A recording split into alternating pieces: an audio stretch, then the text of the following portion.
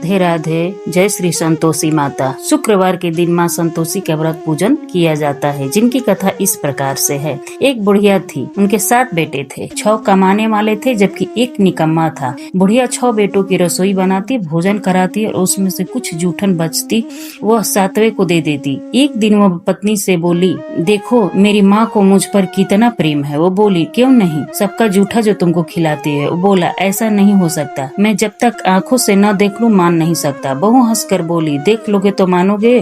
कुछ दिन बाद त्योहार आया। घर में 7 प्रकार के भोजन और चूरमे के लड्डू बने। वह जांचने को सिर दुखने का बहाना कर पतला वस्त्र सिर पर ओढ़कर रसोई घर में सो गया। वह कपड़े में से सब देख रहा था। 6 भाइयों भोजन करने आए। उसने देखा तो मान ने उसके लिए सुंदर आसन बिछा, नाना प्रकार के रसोई परोसी और आग्रह करके उन्हें जिमाया। यह देखता रहा। 6 भोजन करके उठे, तब माँ ने उनकी जूठी थालियों में से लड्डुओं के टुकड़े उठाकर एक लड्डू बनाया। जूठन साफ कर बुढ़िया माँ ने उसे पुकारा, बेटा 6 भाई भोजन कर गए, अब तो ही बाकी है, उठ, कब खाएगा। वह कहने लगा, माँ मुझे भोजन नहीं करना है, मैं अब परदेश जा रहा हूँ। माँ ने कहा, कल जाता तो आज ही चला जा। वह बोला, हाँ आज ही जा रहा हूँ। यह कहकर घर से निकल गया। चलते समय पत्नी की याद आई। वह गौशाला में कंडे पाथ रही थी। वहाँ जाकर बोला कि हम जाए परदेश, आएंगे कुछ काल, तुम रहिए संतोष से धर्म अपना पाल।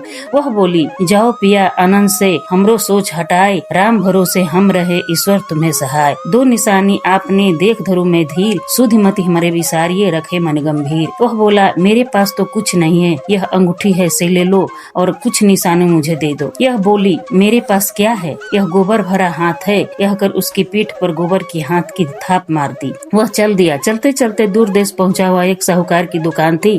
वहां जाकर कहने लगा कि भाई मुझे नौकरी पर रख लो। साहूकार को जरूरत थी। बोला कि जा। लड़के ने साहूकार की पूछा, तनख्वाह क्या दोगे। साहूकार ने कहा कि काम देखकर दाम मिलेंगे। साहूकार की नौकरी मिली। वह सुबह 7 बजे से 10 बजे तक नौकरी बजाने लगा। कुछ दिनों में दुकान का सारा लेन देन, हिसाब किताब, ग्राहकों को माल बेचना, सारा काम करने लगा। साहूकार के 7-8 नौकर थे, सब चक्कर खाने लगे। यह तो बहुत होशियार बन गया। सेठ ने भी काम देखा और 3 महीने में ही उसे आधे मुनाफे का हिस्सेदार बना लिया।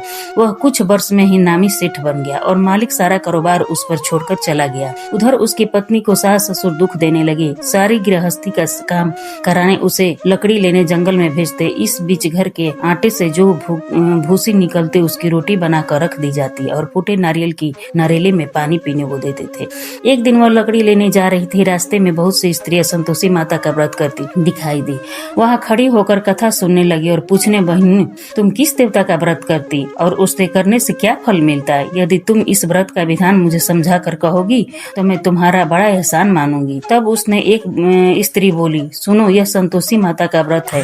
इसके करने से निर्धनता दरिद्रता का नाश होता है और कुछ मन में कामना है सब संतोषी माता की कृपा से पूरा होती है। तब उसने व्रत की विधि पूछी और बोली कि 1.25 आने का गुड़ चना लेना, इससे तो हो सके तो 5 आने का लेना, 1.25 रुपये का भी सहूलियत के अनुसार लाना, बिना परेशानी और श्रद्धा और प्रेम से जितना भी बन सके सवैया लेना। प्रत्येक शुक्रवार को निराहार रहकर कथा सुनना, इसके बीच क्रम टूटे नहीं, लगातार नियम पालन करना। सुनने वाला कोई न मिले तो घी का दीपक जला उसके आगे जल या पात्र को सामने रखकर कथा कहना। जब कार्य सिद्ध न हो नियम का पालन करना, कार्य सिद्ध हो जाने पर व्रत का उद्यापन करना।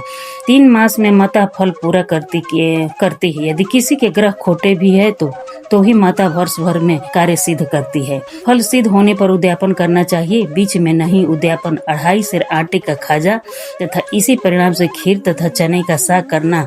8 लड़कियों को भोजन कराना। जहाँ तक मिले जेवर, जेठ भाई बंधु, हो सके तो मिले तो रिश्तेदार पास पड़ोसियों को बुलाना, उन्हें भोजन करा, यथाशक्ति दक्षिणा दे। माता का नियम पूरा होना, उसे दिन भर में खटाई न खाना। यह सुन बुढ़िया ने लड़के से बहु चल दी। रास्ते में लड़की के लकड़ी के बोझ को बेच दिया और उन पैसे से चना गुड़ ले माता के व्रत की तैयारी करने लगी। सामने मंदिर देखकर पूजा करने लगे। वह मंदिर किसका है, सब कहने लगे संतोषी माता का मंदिर। यह सुनकर माता के मंदिर में जाकर चरणों में लौटने लगी। दिन है विनती करने लगी, माँ मैं निमट अज्ञान हूँ, व्रत के कुछ ही नियम नहीं जानती, मैं दुखी हूँ। हे माता जगत जननी, मेरा दुख दूर कर, मैं तेरी शरण में हूँ। माता को दया आई। एक शुक्रवार बीता ही दूसरे को उसने पति का पत्र आया और तीसरे शुक्रवार को भेजा हुआ रुपया वापस आ गया। यह देख जेठ जेठानी मुंह सिकोड़ने रोने लगे, लड़के तानी देने लगे, काकी के पास पत्र आने लगे, रुपया आने लगा। अब तो काकी भी खातिर बढ़ेगी, बेचारी सरलता से कहती, भैया कागज आवे रुपया आवे हम सबके लिए अच्छा है। ऐसा कहकर आंखों में आंसू भरकर संतोषी माता के मंदिर में आ मातेश्वरी के चरणों में गिर कर रोने लगी। माँ, मैंने तुमसे पैसा कम मांगा था, मुझे पैसे क्या काम है, मुझे तो अपने सुहाग से काम है, मैंने तो अपने स्वामी के दर्शन मांगती हूँ। तब माता ने प्रसन्न होकर कहा कि जा बेटी, तेरा स्वामी आएगा। यह सुनकर खुशी से बावली होकर घर में जा काम काज करने लगी। अब संतोषी माँ विचार करने लगी कि इस भोली पुत्री और को मैंने कह दिया तो मेरा पति आवेगा, लेकिन कैसे? यह तो स्वप्न में भी याद नहीं करता, उसे याद दिलाने के मुझे ही जाना पड़ेगा। इस तरह माता की उस बुढ़िया के बेटे के पास जा स्वप्न प्रकट करने लगी कि साहूकार के बेटे सो रहा है या जाग रहा है। वह कहने लगा कि माता, मैं न जाग रहा हूँ न सो रहा हूँ, कहो आज्ञा है। माता कहने लगी कि तेरे घर बार कुछ भी नहीं है। वह बोला, मेरे पास सब कुछ है, माँ बाप है, बहू है, क्या कमी है? माँ बोली, भोले पुत्र, तेरी बहू घोर कष्ट उठा रही है, तेरे माँ बाप उसे त्रास दे रहे हैं, वह तेरी लिए तरस रही है, तू उसकी सुध ले। वह बोला, हाँ माता जी, मुझे तो मालूम है, परंतु जाऊं तो कैसे? परदेश की बात है, लेन देन का कोई हिसाब नहीं, कोई जाने का रास्ता नहीं आता, कैसे चला जाऊं? माँ कहने लगी कि मेरी बात मान, सवेरे नहा धोकर संतोषी माता का नाम ले, घी का दीपक जला, दंडवत कर दुकान पर जा बैठ, देखते देखते सारा लेन देन चुक जाएगा, जमा का माल बिक जाएगा, सांझ होते होते धन का भारी ढेर लग जाएगा। अब बूढ़े की बात मानकर नहा धोकर संतोषी माता का दंडवत घी का दीपक जलाकर दुकान पर जा बैठा। थोड़ी देर में देखने वाले रुपया लाने लगे, लेने वाले हिसाब देने लगे, कोठे में भरे सामान के खरीदार नगद दाम से सौदा करने लगे। शाम तक सारा धन भारी ढेर लग गया। मन में माता का नाम ले चमत्कार देख प्रसन्न हो जाने वास्ते रास्ता कपड़ा सामान खरीदने लगा। यह काम से निपट तुरंत घर से रवाना हुआ। उधर उसकी पत्नी जंगल में लकड़ी लेने जाती, लौटते वक्त माता जी के मंदिर में विश्राम करती। वह तो उसके प्रतिदिन रुकने का जो स्थान ठहरा, धूल उड़ती देख माता से पूछती कि हे माता, यह धूल कैसे उड़ रही है? माता कहती है कि हे पुत्र, तेरा पति आ रहा है, अब तू ऐसा कर, लकड़ियों को 3 बोझ बना ले, एक हिस्सा नदी के किनारे रख दे, दूसरा हिस्सा मंदिर पर, तीसरा हिस्से अपने सिर पर रख। पति को लकड़िया का गट्ठर देख मोह पैदा होगा, वह रुकेगा, नाश्ता पानी खाकर माँ के मिलने से जाएगा। तब तू लकड़िया का बोझ उठाकर जाना और चौक में गट्ठर डालकर जोर से आवाज लगाना, लो सासू जी, लकड़िया का गट्ठर ले लो, भूसी की रोटी दो, नारियल की खोपड़ी में पानी दो, आज मेहमान कौन आया है? माता जी से बहुत अच्छा कहकर वो प्रसन्न मन से लकड़ी की 3 गट्ठर बनाई, एक नदी के किनारे और दूसरा माता जी के मंदिर में रखा।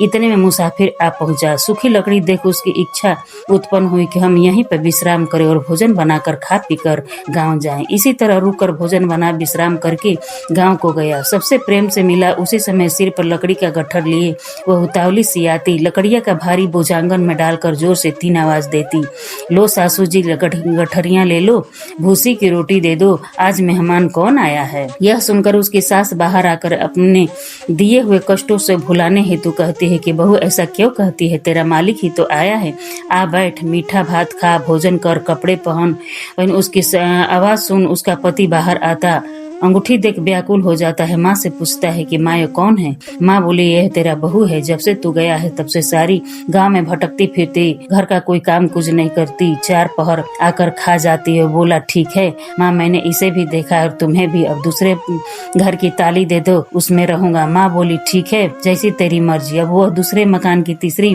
मंजिल का कमरा खोला, सारा सामान जमाया। एक दिन मेरा महल जैसा ठाट बाट बन गया। अब क्या करे, सुख भोगने लगी।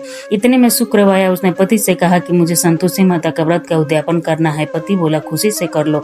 वह उद्यापन की तैयारी करने लगा। जेठानी के लड़के का भोजन के लिए कहने लगी। उन्होंने मंजूर किया, परंतु पीछे से जेठानी ने अपने बच्चों को सिखाया, देखो भोजन के समय खटाई मांगना, जिससे उसका उद्यापन पूरा ना हो। लड़के जिमने आए, खीर खाना पेट भर खाया, परंतु बाद में खाते ही कहने लगे कि हमें खटाई दे दो, खीर का खाना हमको अच्छा नहीं लगता।